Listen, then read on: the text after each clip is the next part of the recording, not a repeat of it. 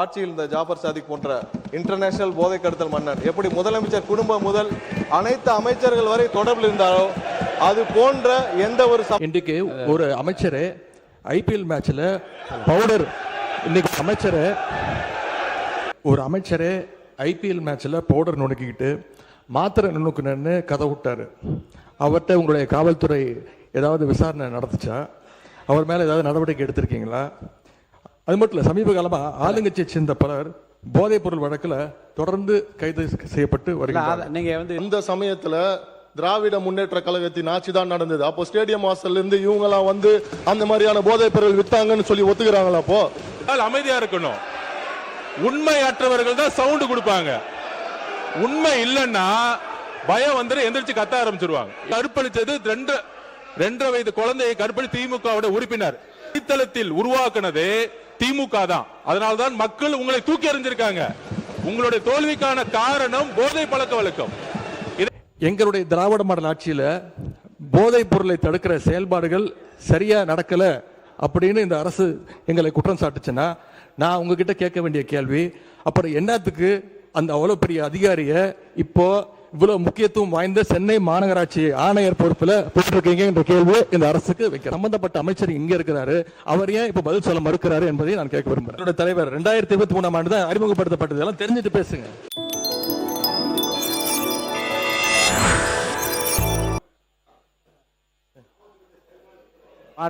அமைச்சர் அவர்களே, கோயம்புத்தூர் மாவட்டம் மலுமிச்சம்பட்டியில் அமைந்துள்ள தனியார் கல்லூரி மாணவர் அமுதன் கொலை சம்பந்தப்பட்ட விஷயத்தில் கடந்த 10/8/2026 அன்று கோயம்புத்தூர் மலுமிச்சம்பட்டியில் உள்ள தனியார் கல்லூரியில் 3ஆம் ஆண்டு பயின்று வரும் 19 வயதுடைய மாணவர் அமுதன் அதே கல்லூரியில் பயிலும் சக மாணவர்களால் தாக்கப்பட்டு உயிரிழந்த சம்பவம் தொடர்பாக காவல்துறையின் முதற்கட்ட விசாரணையில் 9/8/2026 அன்று இரவு 8 மணி அளவில் 2ஆம் ஆண்டு பயிலும் அமுதனின் நண்பர்களும் 4ஆம் ஆண்டு பயிலும் சில மாணவர்களுடன் இடையே ஏற்பட்ட தகராறு காரணமாக 4ஆம் ஆண்டு பயிலும் மாணவர்கள் 2ஆம் ஆண்டு பயிலும் மாணவர்கள் மீது முதலில் தாக்குதல் நடத்தியதாக தெரிய வருகிறது.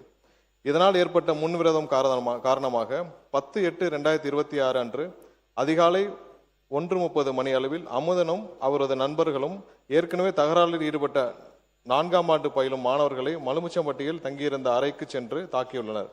இதனைத் தொடர்ந்து ஒத்தைக்கால் மண்டபம் பூங்கா நகரில் உள்ள மற்றொரு அறைக்கு சென்று அதிகாலை 5 மணி அளவில் அங்கிருந்த மாணவர்களை தாக்கிவிட்டு கைபேசிகளை எடுத்துக்கொண்டு கார் மற்றும் இருசக்கர வாகனங்கள் தப்பிச் சென்றுள்ளனர். காயமடைந்த மாணவர்கள் தனியார் மருத்துவமனையில் சிகிச்சை பெற்றுள்ளனர். மாண்புமிகு பேரவைத் தலைவர் அவர்களே, மேற்கண்ட தாக்குதலுக்குள்ளான மாணவர்கள் அமுதனையும் அவரது நண்பர்களையும் 10/8/2026 அன்று காலை 8:30 மணி அளவில் வழிமறித்து தாக்கியுள்ளனர். இச்சம்பவத்தில் காயமடைந்த ஒருவர் அங்கிருந்து தப்பிச் சென்ற நிலையில் மேற்படி மாணவர்கள் அமுதனை தொடர்ந்து தாக்கிவிட்டு அவரை சுமார் 10:30 மணி அளவில் இருசக்கர வாகனத்தில் அழைத்துச் சென்று மலுமிச்சம்பட்டியில் உள்ள அமுதனின் நண்பரின் அறையில் விட்டு சென்றுள்ளனர். சுமார் மதியம் 3 மணி அளவில் அமுதன் மயக்க நிலையில் இருந்ததை கண்டு அவரை தனியார் மருத்துவமனையில் அனுமதிக்கப்பட்ட நிலையில் அவரை பரிசோதித்த மருத்துவர் அவர் ஏற்கனவே இறந்து விட்டதாகவும் தெரிவித்ததோடு காவல்துறைக்கு தகவல் தெரிவித்துள்ளார். அதனைத் தொடர்ந்து அன்றைய தினமே கோயம்புத்தூர் மாவட்டம் செட்டியபாளையம் காவல் நிலையத்தில் பல்வேறு சட்டப்பிரிவுகளின் கீழ் 2 வெவ்வேறு குற்றவியல் வழக்குகள் பதிவு செய்யப்பட்டுள்ளன. பின்னர் அமுதன் இறந்ததை தொடர்ந்து SC/ST அதாவது வன்கொடுமை தடுப்பு சட்டப்பிரிவு இவ்வழக்கில் சேர்க்கப்பட்டுள்ளது. பிரேத பரிசோதனைக்கு பிறகு 11/8/2026 அன்று சுமார் 5 மணி அளவில் அவரது உடல் பெற்றோரிடம் ஒப்படைக்கப்பட்டது. மாண்புமிகு பேரவைத் தலைவர் அவர்களே, மாணவர் அமுதன் கொலை செய்யப்பட்டது தொடர்பாக பதிவு செய்யப்பட்ட குற்றவியல் வழக்கு எண் 310/2026 கீழ் இதுவரை 14 பேர், நேற்று இரவு ஒருவர் கூடுதலாக இதுவரை 15 பேர் கைது செய்யப்பட்டு நீதிமன்ற காவலுக்கு அனுப்பப்பட்டுள்ளனர். மேலும் அமுதன் உள்ளிட்டோர் சக மாணவர்களை தாக்கியது தொடர்பாக பதிவு செய்யப்பட்ட குற்றவியல் வழக்கு எண் 309/2026 கீழ் 2 பேர் கைது செய்யப்பட்டுள்ளனர். காவல்துறையினரின் தீவிர விசாரணையின் அடிப்படையில் 9/8/2026 அன்று ஏற்பட்ட இரு குழுக்களுக்கிடையிலான பழிவாங்கும் நோக்கிலான தாக்குதலை அமுதனின் மரணத்திற்கு வழிவகுத்ததாக என்று தெரிய வந்துள்ளது. இவ்வழக்கு தொடர்பாக போதைப் பொருள் பயன்படுத்தியதாக புகாரிலோ காவல்துறையின் விசாரணையிலோ அறியப்படவில்லை. மேலும் பழிவாங்கும் சம்பவங்களை தடுக்க தேவையான தடுப்பு நடவடிக்கைகள் மேற்கொள்ளப்பட்டு நிலைமை தொடர்ந்து உன்னிப்பாக கண்காணிக்கப்பட்டு வருகிறது. மாண்புமிகு முதலமைச்சர் அவர்களின் ஆணைக்கிணங்க மாணவர் அமுதன் இறப்பின் காரணமாக துயரத்தில் இருக்கும் குடும்பத்தினரே மாண்புமிகு சமூக நீதித்துறை அமைச்சர் திரு வன்னியரசு அவர்களும் மற்றும் மாண்புமிகு பிற்படுத்தோர் நலத்துறை அமைச்சர் திரு வி சம்பத்குமார் அவர்களும் 15/8/2026 சனிக்கிழமை என்று நேரில் சந்தித்து ஆறுதல் தெரிவித்தனர். மேலும் வன்கொடுமை தடுப்புச் சட்டத்தின் கீழ் பாதிக்கப்பட்ட குடும்பத்தினருக்கு முதற்கட்டமாக ரூபாய் 6 லட்சம் அவரது குடும்பத்தினருக்கு வழங்க ஆணையிடப்பட்டுள்ளது. மாண்புமிகு பேரவைத் தலைவர் அவர்களே, இந்த வழக்கை பொறுத்தவரை போதைப் பொருள் பயன்படுத்துவதை பார்த்து காவல்துறையிடம் புகார் அளித்தவர்களின் விவரங்களை காவல்துறையினர் சம்பந்தப்பட்ட நபர்களும் தெரிவித்ததாகவும் அதன் காரணமாக புகார் அளித்தவரை சரமாரியாக தாக்கப்பட்டு உயிரிழந்ததாகவும் எதிர்க்கட்சி உறுப்பினர்கள் தெரிவித்துள்ளபடி எந்த ஒரு சம்பவமும் இவ்வழக்கில் நடைபெறவில்லை என்பதை தெளிவுபடுத்த விரும்புகிறோம். மேலும் இவ்வழக்கு போதைப் பொருள் தொடர்பான வழக்கும் அல்ல, இது வேறு மாணவர் குழுக்களுக்கு இடையே ஏற்பட்ட முன்னுரிதம் மற்றும் அதனை தொடர்ந்து மேற்கொள்ளப்பட்ட பழிவாங்கும் நோக்கிலான தாக்குதலின் காரணமாகவே இச்சம்பவம் நடைபெற்றுள்ளது. எனவே உண்மை நிலவரத்திற்கு மாறாக இவ்வழக்கை போதைப் பொருள் தொடர்பான சம்பவமாக சித்தரித்து வழக்கின் உண்மைத்தன்மையை திசை திருப்ப வேண்டாம் என்பதை இந்த நேரத்தில் தெரிவித்துக் கொள்ள கடமைப்பட்டுள்ளேன். மாணவர் அமுதன் கொலை செய்யப்பட்ட சம்பவத்தை பொறுத்தவரையில் உண்மையை மறைக்க வேண்டிய அவசியம் காவல்துறைக்கோ அரசுக்கோ இல்லை. இவ்வழக்கில் காவல்துறையினர் எந்தவித காலதாமதமின்றி SC/ST அதாவது வன்கொடுமை தடுப்புச் சட்டம் உள்ளிட்ட பிரிவுகளின் கீழ் வழக்கு பதிவு செய்து குற்றவாளிகளை விரைவாக கைது செய்யப்பட்டுள்ளனர். இவ்வழக்கினை தொடர்ந்து கண்காணித்து 3 மாதத்திற்குள் குற்றப்பத்திரிகை தாக்கல் செய்து இவ்வழக்கில் தொடர்புடையவர்களின் மீது துரித நடவடிக்கை எடுத்து உரிய தண்டனை பெற்றுத்தர மாண்புமிகு முதலமைச்சர் அவர்கள் ஆணையிட்டுள்ளார். நமது அரசு என்றென்றும் சட்டம் ஒழுங்கு பேணி காப்பதிலும் எந்தவித சமரசமும் இல்லாமல் துரித நடவடிக்கை எடுத்து வருகிறது. மேலும் பாதிக்கப்பட்ட குடும்பத்தினரும் துணை நிற்கும் என்பதை தெரிவித்துக் கொள்கிறோம். மாண்புமிகு பேரவைத் தலைவர் அவர்களே, பள்ளிகளிலும் கல்லூரிகளிலும் மாணவர்களுக்கிடையே குழுக்களாக நிலவும் கருத்து வேறுபாடு மற்றும் மன மாச்சரியங்களை கலைந்து ஒற்றுமை உருவாக்கிடும் வகையில் மாணவர்களை நல்வழிப்படுத்திடவும் ஒவ்வொரு பள்ளி மற்றும் கல்லூரிகளிலும் ஆசிரியர் ஒருவர் ஸ்டூடெண்ட் கவுன்சிலராக உள்ள முறையை மேம்படுத்தி வேற்றுமலை கலந்திட நிலையான வழிகாட்டு நடைமுறைகளை பள்ளி கல்வி மற்றும் உயர்கல்வி துறைகளுக்கு வெளியிட வேண்டும் என்று தெரிவித்துக் கொள்கிறோம். மாணவ செல்வங்கள் நம் நாட்டின் எதிர்கால நம்பிக்கை செல்வங்கள். அவர்களிடையே ஒற்றுமை உருவாக்கிட அரசு அனைத்து முயற்சிகளையும் மேற்கொண்டு நல்வழிப்படுத்தும் என்பதை மாண்புமிகு பேரவைத் தலைவர் வாயிலாக உறுப்பினர்கள் தெரிவித்துக் கொள்கிறோம். அத்துடன் இங்கே கூறப்பட்ட பல்வேறு உறுப்பினர்கள் போதைப் பொருள் பழக்கத்தை தமிழகத்தில் நிலவும் போதைப் பொருள் பழக்கத்தை பற்றி குறிப்பிட்டார்கள்.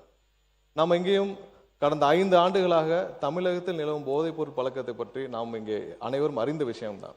ஏற்கனவே உலக இன்டர்நேஷனல் போதைப் பொருள் கடத்தல் மன்னன் ஜாஃபர் சாதிக் என்ற நபர் டெல்லியில் கைது செய்யப்பட்டார். அவருடனும் அப்போது இருந்த முதல்வர் குடும்பம் முதல் அமைச்சர்கள் வரை அதிகாரிகள் வரை அனைவரும் எவ்வளவு தூரம் தொடர்பில் இருந்தாலும் எல்லாருக்கும் தெரியும். இதுவரை அந்த நபர் சம்பந்தப்பட்ட எந்த வழக்கும் தமிழ்நாட்டில் பதிவு செய்யவில்லை. கடந்த 5 ஆண்டுகளில் எல்லா வகையிலும் போதைப் பொருள் கல்லூரியிலிருந்து எல்லா இடங்களும் அதிகமாக இருக்கிறது என்பதில் எந்த மாற்று கருத்தும் இல்லை. அதை தடுக்க மாண்புமிகு முதலமைச்சர் அவர்கள் அனைத்து வகையிலும் தேவையான சட்டப்பூர்வ நடவடிக்கைகளும் அனைத்தையும் எடுத்துக்கொண்டிருக்கிறார். நமது அரசின் கொள்கையும் போதைப் பொருள் அனைத்து வகையிலும் கட்டுப்படுத்த வேண்டும் என்பதுதான் முதலமைச்சருடைய முக்கிய கொள்கை.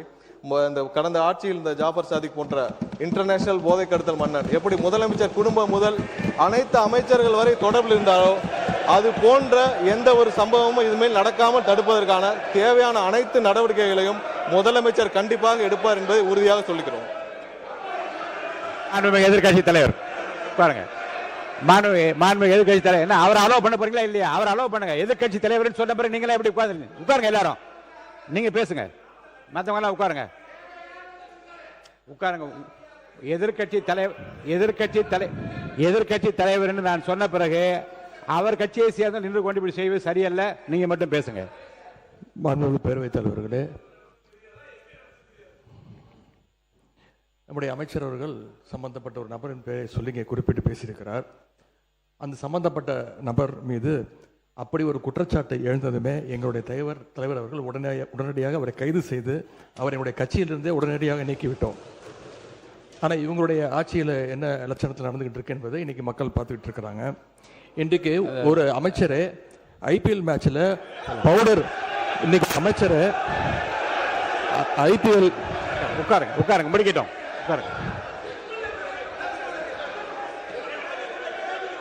அவங்க குற்றச்சாட்டு வச்சா நான் குற்றச்சாட்டு வைப்பேன். இருங்க எதிர்கட்சியில் ஒன்று சொல்கிறேன்.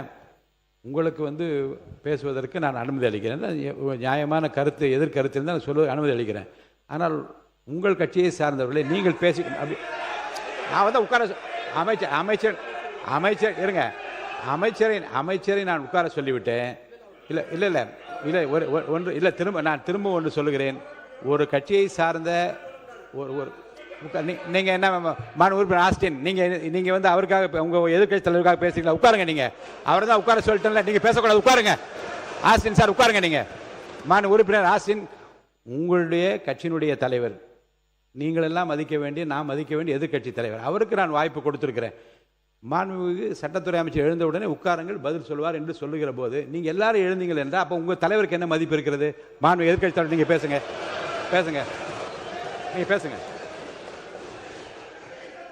நீங்கள் பேசுங்க.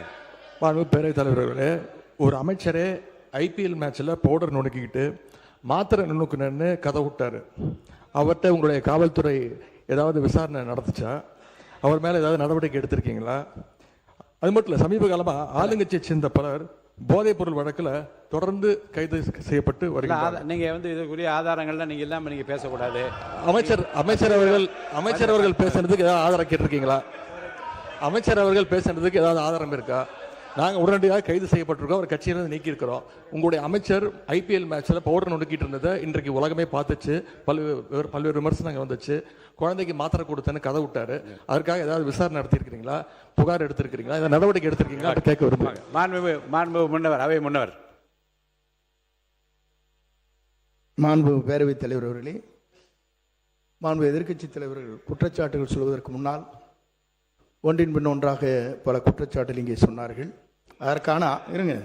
அதற்கான ஆதாரத்தை உங்களிடத்திலே தந்து அதற்கு பிறகு அவர் பேசியிருக்கிறார் என்பதை நான் அறிய விரும்புகிறேன்.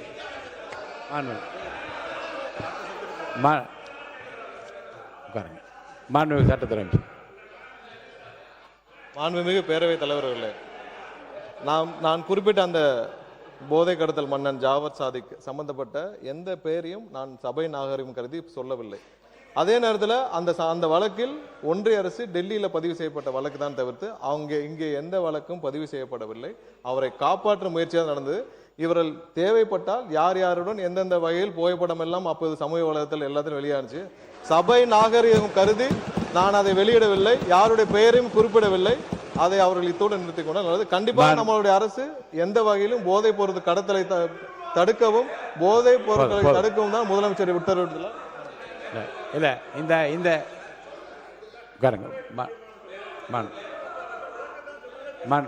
உறுப்பினர் மனிதவளத்துறை அமைச்சர் அவர் சொல்லட்டும், அவரை பத்தி சொன்னதுனால சொல்லட்டும். மனிதவளத்துறை அமைச்சர். மாண்புமிகு பேரவைத் தலைவர் அவர்களே, அதாவது ஸ்டேடியம்ல இருந்து இந்த மாதிரி நடந்ததுக்கான விளக்கத்தை ஆல்ரெடி அளித்தாச்சு. அதுல அவங்களுக்கு பல்வேறு முரண்பாடுகள் இருக்கலாம், பல்வேறு கருத்துக்கள் இருக்கலாம். அப்படி இவங்க சொல்றாங்கன்னா அந்த சமயத்துல திராவிட முன்னேற்ற கழகத்தின் ஆட்சி தான் நடந்தது. அப்போ ஸ்டேடியம் வாசல்ல இருந்து இவங்க எல்லாம் அந்த மாதிரியான போதைப் பொருள் வித்தாங்கன்னு சொல்லி ஒத்துக்கிறாங்களா? அப்போ அதனால ஆதாரம் இல்லாமல் விளக்கம் கொடுத்ததுக்கு அப்புறமா தேவையில்லாத பேச எனக்கு கூட தான் இப்ப செய்திகள்ல நீங்க சொல்லக்கூடாதுன்னு சொல்றீங்க. என்னோட அதாவது என் துறையை சார்ந்த கிட்டத்தட்ட அரசு வேலை கொடுக்கறதா சொல்லி 888 கோடி ஊழல் பண்ணிருக்காங்க. எனக்கு பல்வேறு முரண்பாடுகள் இருக்கு. அதனால விளக்கம் அளித்ததுக்கு அப்புறம் அது மாதிரி தேவையில்லாத விஷயங்களை கருத்துக்களை தெரிவிக்க வேண்டாம் என்றது பேரவை வாயிலாக நான் தெரிவித்துக் கொள்கிறேன். மாண்பு உறுப்பினர் உட்காருங்க. மாண்பு உறுப்பினர்.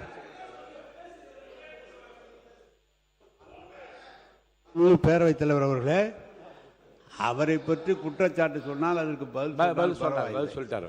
அதை விடுத்து ஒரு ரெய்டில் எங்கேயாவது செக்குது 888 கோடின்னு ஒரு கேஸ் பதிவு பண்ண சொல்லி இடி சொன்னாங்கன்னு சொல்லி பெர்சீவ் பண்ணி அது வேலை கோர்ட்டில் இருக்குது சப்ஜெக்ட். கோர்ட்டில் இருக்கிற சப்ஜெக்டை இவர் கூப்பிட்டு பேசுகிறது அது எப்படி சரியாக இருக்குமா? ஃபுல் விளக்கம் நான் சொல்ல முடியுமா அதுக்கு? எனவே அதை அவை குறிப்பிலிருந்து நீக்க வேண்டும். ஒன்று. ரெண்டு, அவரை பற்றி சொன்னதுக்கு நீங்கள் பதில் சொல்லுங்க. அதை விட்டுட்டு ஏன்டானா நீங்கள் மற்றவனை பற்றி பேசிட்டீங்க. உன்னை நீங்கள் எடுத்தீங்களே அந்த காரில் தண்ணீங்களே அது என்னன்னு சொல்லுங்க. பள்ளிக்கல்வித்துறை அமைச்சர். மாண்புமிகு பள்ளி கல்வித்துறை அமைச்சர் அவர் பேசி முடிக்கட்டும். உட்காருங்க உட்காருங்க. தர சொல்லுங்க. மாண்புமிகு பள்ளி கல்வித்துறை அமைச்சர் அவர் பேர் என்ன? அவர் பேர் நிற்கிறார். மாண்புமிகு உறுப்பினர் மாண்புமிகு பேசி முடிக்கட்டும். பேரவைத் தலைவர் அவர்களே,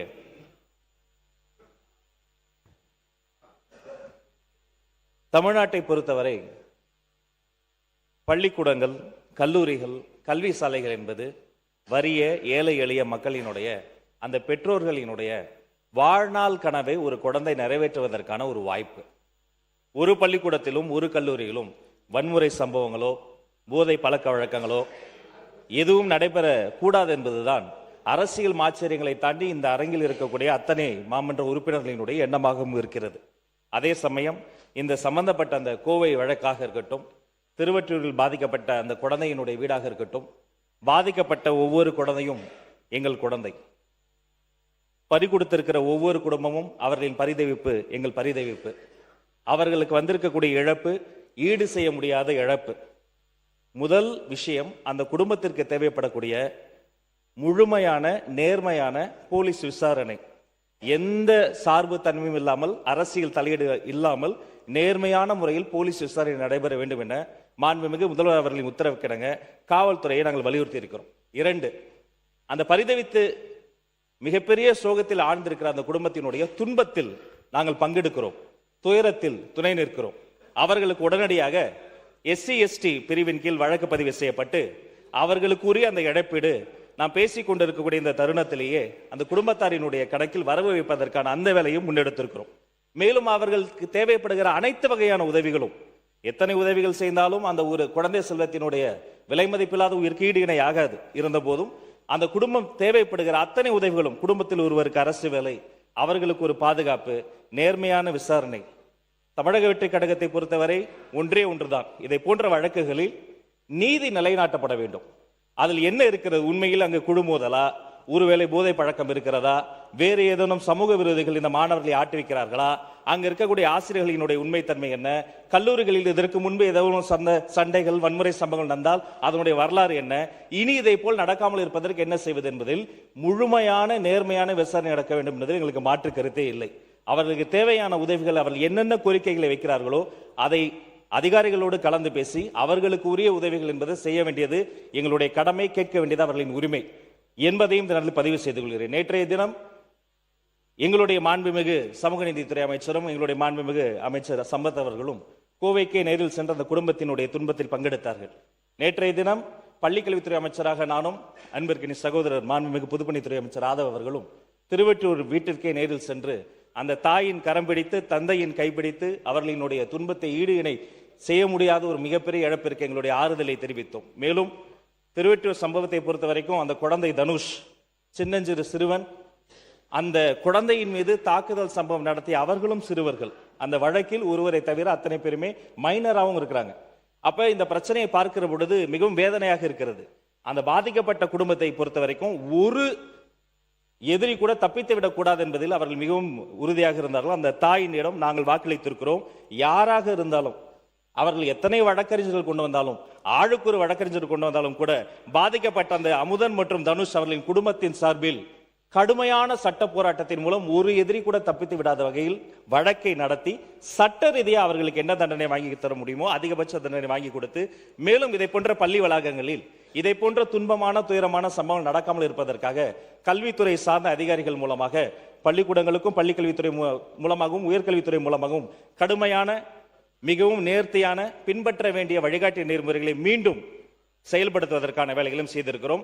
தனுஷ்குமார் அவர்களினுடைய குடும்பத்தில் அவருடைய மூத்த சகோதரர் ஒருத்தர் இருக்கிறார். தற்போதுதான் அவர் ஒரு பட்டப்படிப்பை முடித்திருக்கிறார்.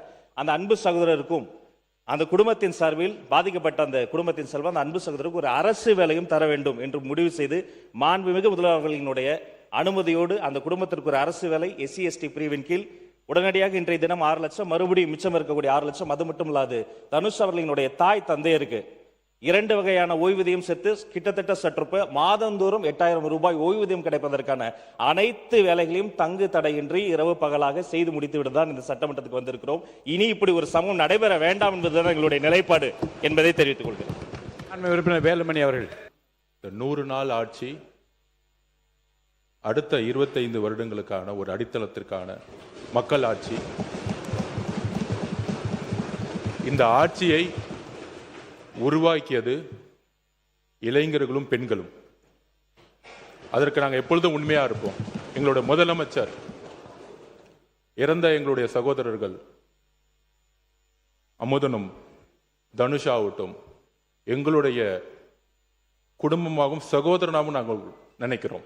எங்களுக்கு உணர்ச்சியோட ஒரு அரசியலை நாங்கள் இதை பற்றி நாங்கள் பேசுகிறோம். இதை பற்றி மாண்புமிகு 2 அமைச்சர்களும் விளக்கினார்கள், என்ன நடந்தது, அதற்கான தகுந்த நடவடிக்கை என்ன அப்படி என்று. குறிப்பாக ட்ரக்ஸ், போதை ஒரு முக்கியமான பிரச்சனைங்கிறது மாண்புமிகு அனைத்து கட்சி சட்டமன்ற உறுப்பினர்களும் மூத்த உறுப்பினர்களும் அது கடுமையான நடவடிக்கை எடுக்கணும்.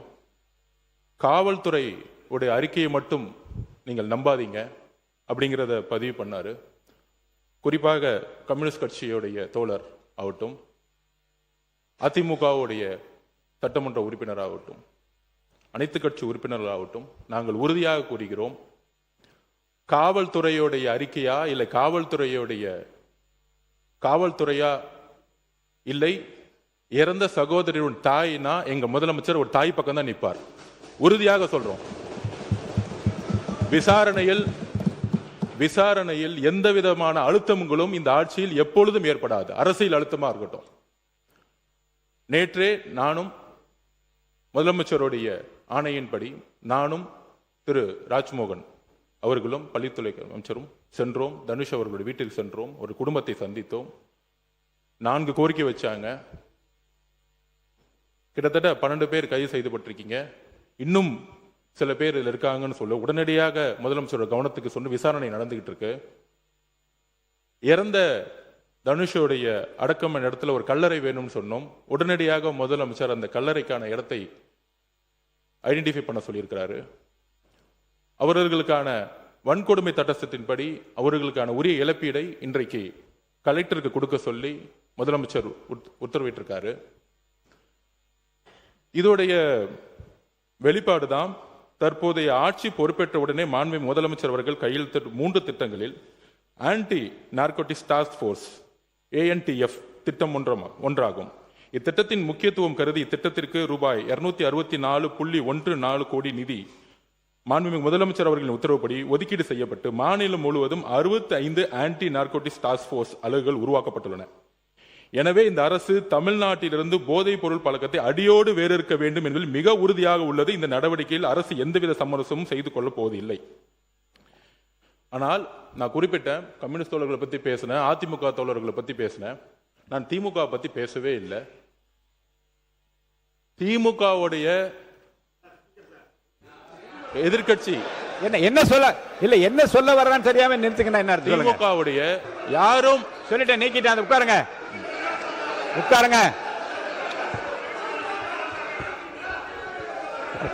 உட்காருங்க. மாண்புமிகு பொதுப்பணி இல்லைங்க,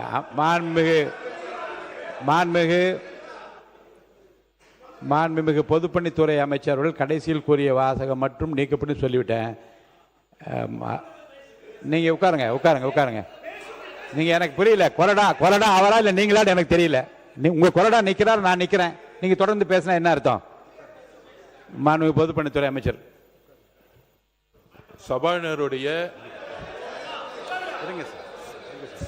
சபாநாயகருடைய உத்தரவுக்கு நாங்கள் கட்டுப்படுறோம். நாங்கள் சொல்ல வந்ததுன்னா, எதிர்க்கட்சி தலைவர் பேசும்போது அரசின் மீது பல்வேறு குற்றச்சாட்டுகள் வைத்தார். நாங்கள் ரொம்ப அமைதியா இருந்தோம். ஒரு குரல் கூட நாங்கள் பேசல. ஆனால் ஒரு ஜனநாயகப்படி எங்களுடைய கருத்துக்களை கேட்க வேண்டும். அதற்கு எதிர்க்கட்சி தலைவராக இருக்கும் கொறடாவும் அதுக்கு ஒரு ஆணையிடணும். நாங்க எந்திரிச்சு பேசும்போது குரல் கொடுக்கிறது அவைக்கு உடைய மரபு மீறிய செயல்ங்கிறத நான் திருப்பி பதிவு பண்றேன். அப்ப ஆதாரத்துடன் பேசுறேன். இப்பொழுது எதிர்க்கட்சி தலைவராக இருந்தவர் அன்றைக்கு டெப்டி சிஎம் இருந்தாரு. திமுக ஆட்சியுடைய இந்த போதை பழக்க வழக்கம் இந்த 100 நாளை ஏற்படுத்த முடியாது. இந்த போதை பழக்க வழக்கம் நாங்கள் திருப்பியும் பதிவு பண்றோம். 2020 வரைக்கும் 2020க்கு முன்பு தமிழ்நாட்டில் போதை கலாச்சாரம் இல்லை, உறுதியாக நாங்கள் கூறுகிறோம். ஆனால் இந்த கலாச்சாரம்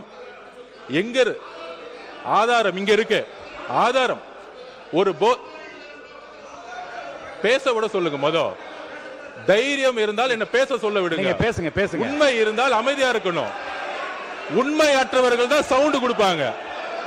உண்மை இல்லைன்னா பயம் வந்து எந்திரிச்சு கத்த ஆரம்பிச்சிருவாங்க. எங்க பக்கம் உண்மை இருக்கு, என்கிட்ட உண்மை இருக்கு.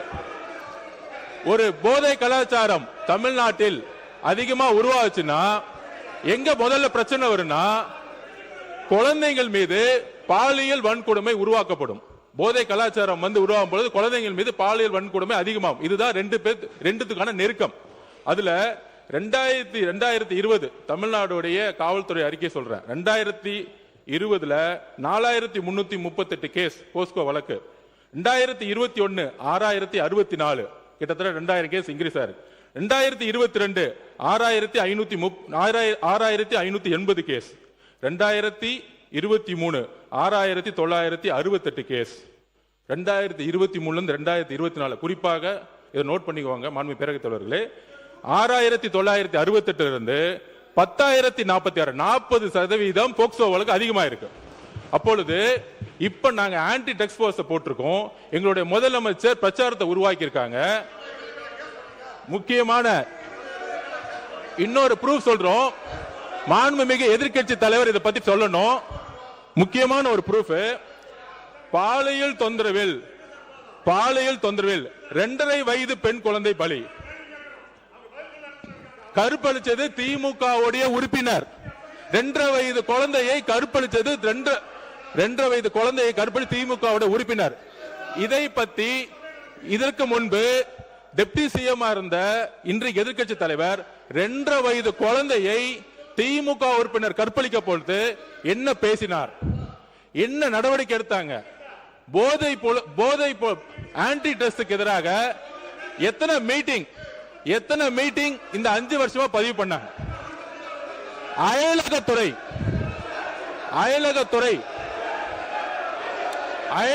என்பது நீங்க உட்காருங்க.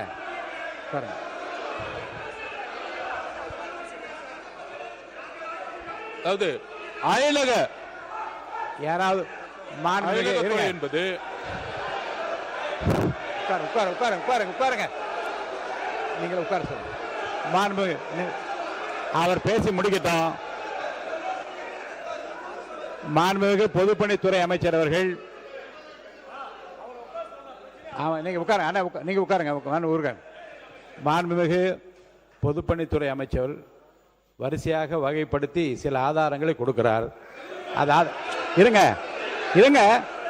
நான் வந்து வாய்ப்பு தருகிறேன். அவர் பேசி முடித்ததும் உங்களுக்கு வாய்ப்பு தருகிறேன். நீங்க சொல்லுங்க, பதில் சொல்லுங்க. விவாதமே கூடாது என்றதல்ல. மாண்பு உறுப்பினர் பாருங்க, 55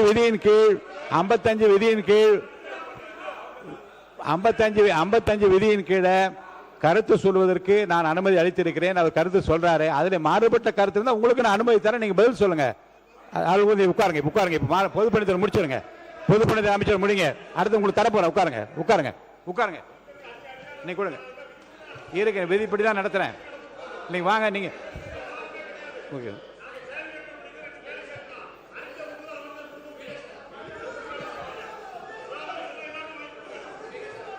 நான் வந்து எதிர்கட்சி தலைவருக்கு முழுமையா பேச வாய்ப்பு கொடுத்து தவறுன்னு சொல்றீங்களா? நீங்க அப்போ எவ்வளவு சொன்னார். நான் அமைதியான கேட்டு இருந்தேன். எல்லாம் உறுப்பினருக்கு அது பதில் சொல்ற உரிமை அவருக்கு இருக்கிறது இல்லையா?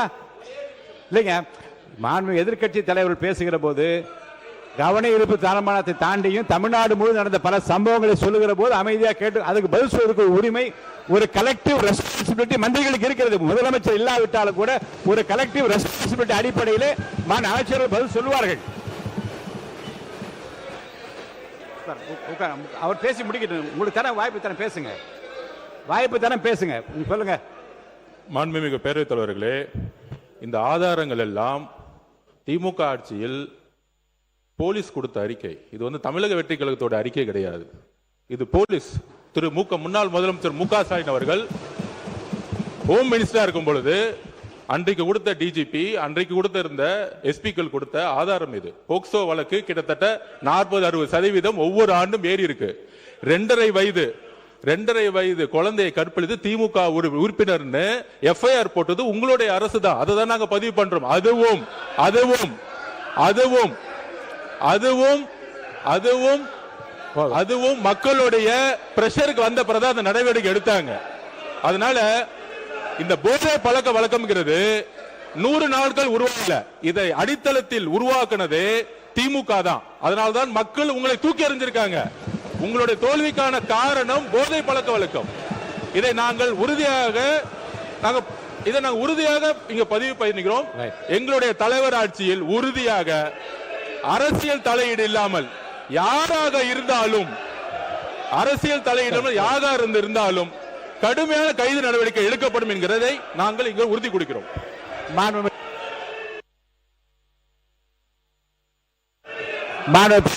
அமைச்சர் அவர்கள் பேசிய பிறகு மாண்பு எதிர்க்கட்சி தலைவர் அவர்கள் நீங்க தொடர்ந்து இதை உங்கள் கருத்துக்கள் நீங்க பதிவு செய்யலாம். மாண்புமிகு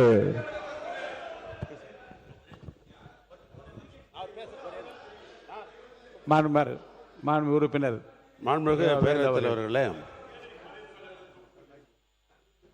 இந்த மாமன்றத்தில் நீங்கள் ஒரு மூத்த உறுப்பினராக இருந்தால் பேரவைத் தலைவராக வந்திருக்கிறீர்கள். விதிகளெல்லாம் உங்களுக்கெல்லாம் தெரியும்.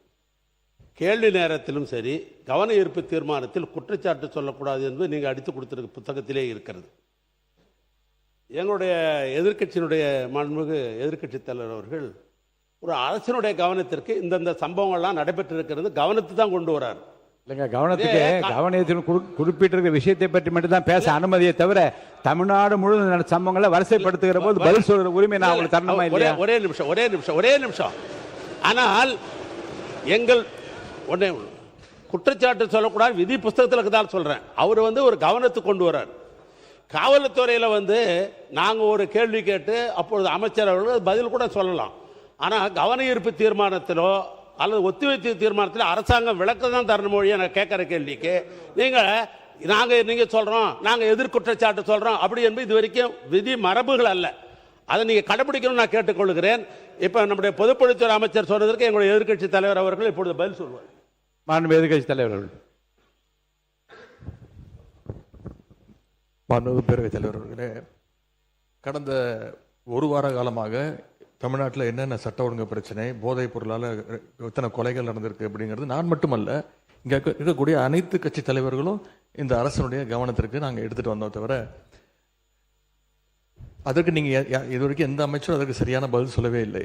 ஆனால் மாறாக உங்கள் ஆட்சியில் எப்படி நடந்தது, உங்கள் ஆட்சியில் இது நடந்தது அப்படின்று குறை சொல்லி கொண்டிருக்கிறார்கள். அது ஃபோட்டோ தான் காட்டினார், எஃப்ஐஆர் பதிவு பட்டிருக்கு அப்படின்னு சொன்னார். இதுலேருந்து என்ன தெரியுதுன்னா, எங்களுடைய ஆட்சியில் நாங்கள் நடவடிக்கை எடுத்திருக்கிறோம், நடவடிக்கை எடுக்கப்பட்டிருக்கு எங்களுடைய ஆட்சியில். நாங்கள் கேட்கறது ஏன் உங்கள் ஆட்சி நடவடிக்கை எடுக்க மாட்டேங்கிறீங்க அப்படிங்கிறத நாங்கள் கேட்குறோம். அவர் ஒரு ஃபோட்டோ காட்டுறாரு. பேசி முடிக்கட்டும். அமைச்சர் அவர்கள் ஒரு ஃபோட்டோவை காட்டினாரு. இன்னொரு வீடியோ ஒன்று இருக்குது, அது எல்லாருமே பார்த்தாங்க, ஒட்டுமொத்த இந்தியாவே பார்த்துச்சு, உலகம் முழுக்க பார்த்தாங்க. இருக்கக்கூடிய அமைச்சர் ஒருத்தர் போதைப் பொருள் பவுடராக நுணுக்கி அதை என்ன பண்ணாருங்கிறத விளக்கம் கொடுத்துட்டார். போதும், அது விளக்கம் கொடுத்துட்டார், முடிஞ்சு போச்சு. அதை பற்றி பேச வேணாம். அவைக்கு அதை மட்டும் நீக்கி விடுகிறேன். நீங்க பதில் சொல்லியாச்சு, உட்காருங்க. திரும்ப அதை பற்றி பேச வேண்டாம். கடந்த அவங்க திருப்பி குற்றச்சாட்டு வைக்கும்போது நாங்கள் அந்த குற்றச்சாட்டு வைக்குவோம். அது மட்டும் இல்லை, கடந்த 5 ஆண்டுகளாக போதைப் பொருட்களை ஒழிக்க நாங்கள் எங்களுடைய தலைவர், எங்களுடைய முதலமைச்சர் சரியான நடவடிக்கை எடுக்கவில்லை என்ற ஒரு கருத்து இங்கே வைக்கப்படுகிறது. அது தொடர்பாக சில கருத்துக்களை இங்கே நான் கூற விரும்புகின்றேன். ஆட்சிக்கு வந்த ஒரே ஆண்டில் எங்களுடைய தலைவர் அவர்கள் போதைப் பொருள் இல்லா தமிழ்நாடு என்ற இலக்கோடு மதுவிலக்கு அமலாக்கத்துறையையும் நார்காட்டிக்ஸ் இன்டெலிஜென்ஸ் பியூரோ சிஐடி என்ற இரு பிரிவுகளை ஒன்றிணைச்சு இபிசிஐடி என்ற புதிய பிரிவை உருவாக்கினவர் எங்களுடைய தலைவர் திரு முத்துவேல் கருணாநிதி ஸ்டாலின், அன்றைய முதலமைச்சர் அவர்கள். அவர் அன்றைக்கு அப்படி செயல்பட்டதால் தான் கடந்த 5 ஆண்டு கால திராவிட மாடல் ஆட்சியில் இதுவரை இல்லாத அளவுக்கு ஒரு விழிப்புணர்வை ஏற்படுத்தி போதைப் பொருட்களை தொடர்ந்து எங்களுடைய அரசு பறிமுதல் செஞ்சது. இது தொடர்பான புள்ளி விவரங்கள் தேவைப்பட்டாலோ அவர்கிட்ட இருக்கு, அமைச்சர்கிட்ட இருக்கு. கூடுதல் தகவல் தேவைப்பட்டாலோ அதை நாம் எங்கேயும் போய் தேட வேண்டிய அவசியம் இல்லை. இந்த ஆட்சியில் இன்றைக்கு சென்னை மாநகர கமிஷனராக நியமிக்கப்பட்டுள்ள திரு அமல்ராஜ் ஐபிஎஸ் அவர்கள்கிட்ட இந்த அரசு கேட்டுச்சுன்னா அவரே இந்த தகவல்களை தெளிவாக எடுத்து கொடுத்துருவார். ஏன்னா அவர் தான் இன்னைக்கு கமிஷனர் இருக்கிறாரு. இந்த இபிசிஐடி பிரிவை தலைமையேற்று நடத்தியவரும் அவர் தான். அவர்கிட்ட கேட்டால் கரெக்டாக சொல்வார், எத்தனை டன் கஞ்சாவை பறிமுதல் பண்ணோம், எத்தனை பேரை நாங்கள் கைது செஞ்சிருக்கிறோம், சிறப்பு புகார் எண்கள் எத்தனை அறிவிச்சோம், விழிப்புணர்வு நிகழ்ச்சிகள் எல்லா டேட்டாவும் அவர்கிட்ட இருக்கு. ஒருவேளை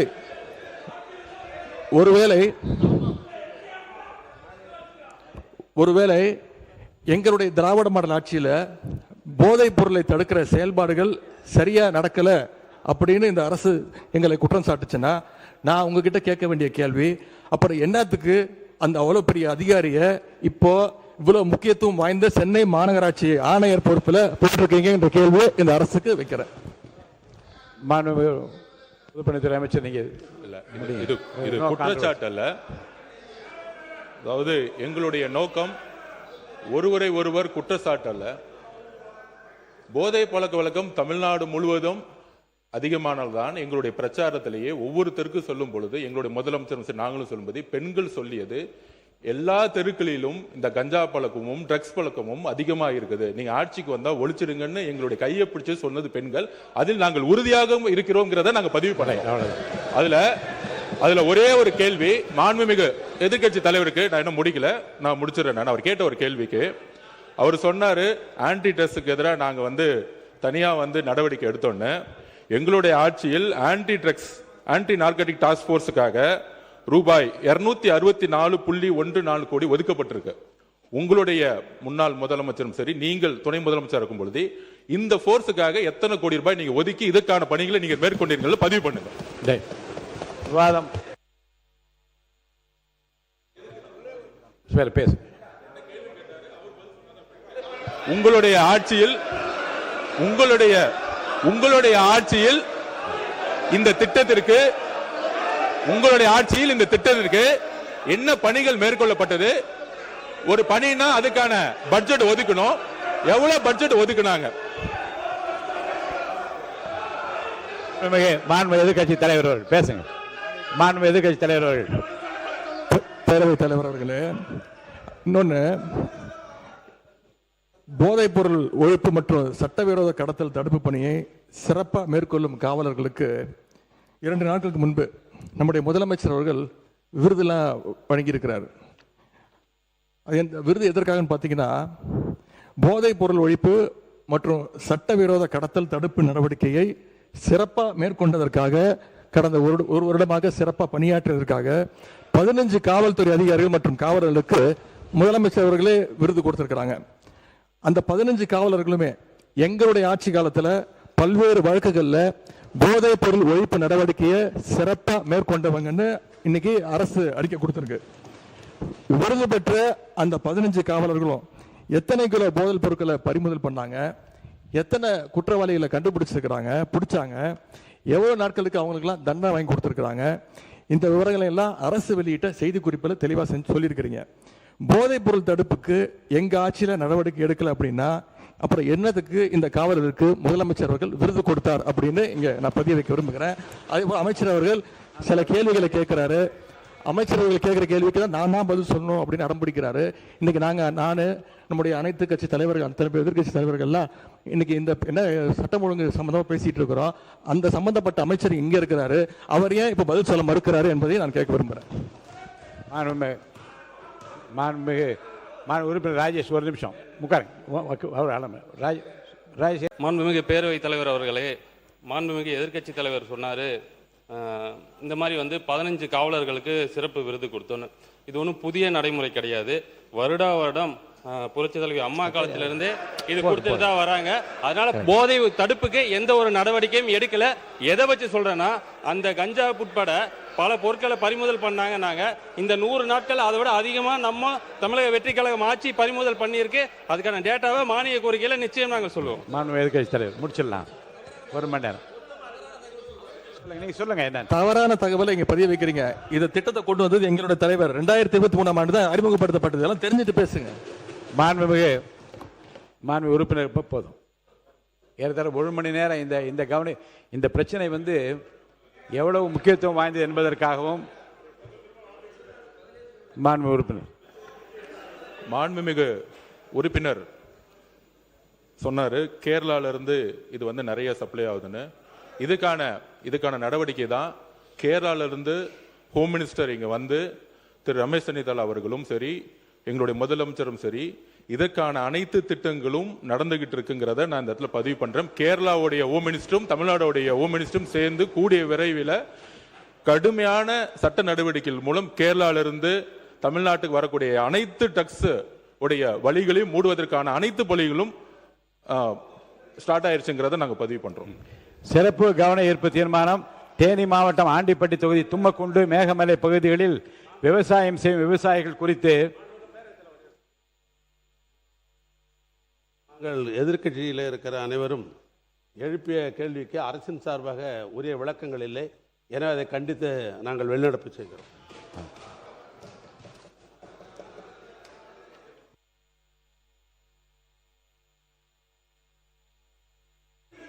தேனி மாவட்டம் ஆண்டிப்பட்டு தொகுதி கொஞ்சம் சத்தம் போடாது போ இல்லை போகலாம். கொஞ்சம் அமைதியாக போங்க. அனுப்பிக்கிறேன். போட்டோம் கொஞ்சம் அமைதி.